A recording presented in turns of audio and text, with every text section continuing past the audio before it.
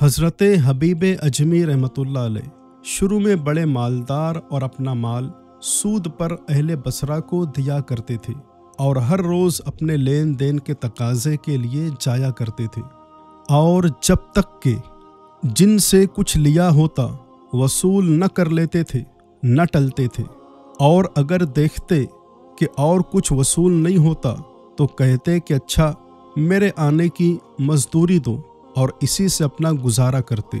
एक रोज़ अपने माल की तलब के लिए एक घर में गए। वो कर्जदार घर में न था। उसकी बीवी ने कहा कि मेरा खाविंद घर में नहीं है और मेरे पास कुछ नहीं। हाँ, मैंने आज एक भेड़ ज़ुबा की थी, उसकी गर्दन मेरे पास है, वो अगर चाहें तो ले जाएं। आपने कहा अच्छा वही दे दो। चुनांचा उस औरत ने वो गर्दन दे दी और आप वो सिरी लेकर अपने घर आए और बीवी से कहा कि ये सिर्री सूद में आई है, पकाओ। बीवी ने कहा रोटियां और लकड़ियां नहीं हैं। आपने कहा मैं अभी जाकर सूद में रोटियां और लकड़ियां लाता हूँ। चुनांचा गए और इसी तरह पर रोटियां और लकड़ियां ले आए।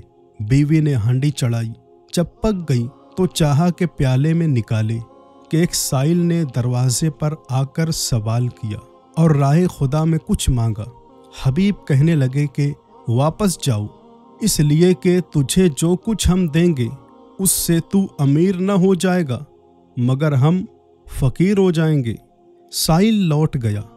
हज़रत हबीब की बीवी ने जो डोई हांडी में डाली तो क्या देखती है कि उसमें सब खून ही खून है। अपने खाविंद को बुलाया और दिखा कर कहने लगी, देखिए ये आपकी बदबख्ती से क्या हो गया। हज़रत हबीब ने ये हाल देखा तो दिल पर एक ऐसा असर हुआ कि आपकी हालत फिलफौर बदल गई और कहने लगे, ऐ मेरी बीवी, तू गवाह है कि मैंने आज हर बुरे काम से तौबा कर ली। फिर आप बाहर निकले ताकि कर्जदारों को तलाश करके अपना माल उज़र उनसे वापस ले और फिर सूद पर न चलाए। जुमा का रोज़ था और लड़के खेल रहे थे।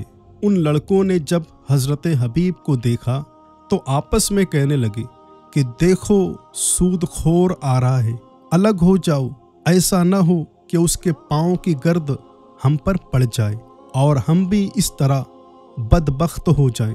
जब ये आवाज़ हज़रत हबीब के कानों में पहुंची तो बड़े रंजीदा हुए और सीधे हज़रत हसन बसरी रहमतुल्लाह अलैह की मजलिस में गए। हज़रत हसन बसरी ने तौबा कराई और कुछ पंदो नसाए बयान फरमाए। हज़रत हबीब की वहाँ काया पलट गई और आप वहाँ से अल्लाह के महबूब बनकर निकले। वापस आते वक्त तो रास्ते में आपका मकरूज़ आपको देखकर भागा। हज़रत हबीब ने उसे आवाज़ दी और फरमाया, भाई अब तू मुझसे ना भाग, अब मुझे तुझसे भागना चाहिए। ये कहा और घर की तरफ लौटे। रास्ते में फिर वही लड़के खेलते नजर आए और उन्होंने जब हज़रत हबीब को आते देखा तो आपस में कहने लगे कि अलग हट जाओ, हबीब तौबा करके आ रहा है। अब जो हमारी गर्द उस पर पड़ गई तो ऐसा ना हो कि हम गुनहगार हो जाएं। हज़रत हबीब ये जुमला सुनकर दिल में कहने लगे, ऐ रब्बे गफूर, अजब तेरी रहमत है कि आज ही मैंने तौबा की, तूने उसका असर अपनी मखलूक के दिल में पहुंचाया और मेरी नेक नामी मशहूर कर दी। फिर आपने आवाज़ दी कि जिस किसी ने हबीब का कुछ देना हो वो आए और अपनी दस्तावेज वापस ले जाए। ये आवाज़ सुनकर सब मकरूज़ जमा हुए। फिर आपने जो माल जमा किया था सब लोगों को बांट दिया, यहाँ तक कि आपके पास कुछ बाकी न रहा।